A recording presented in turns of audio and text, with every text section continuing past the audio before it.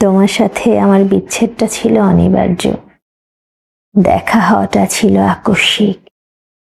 ভেবেছিলাম একসাথে অনেকটা পথ হাঁটবো, কিন্তু অনেক আগেই পথটা আলাদা হয়ে গেল।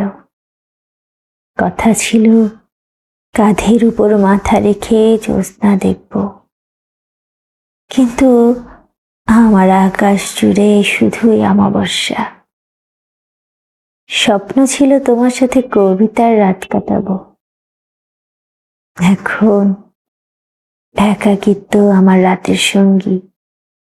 না পাওয়ার বেদনার কাছে পাওয়ার আনন্দটা কি মনে হচ্ছে।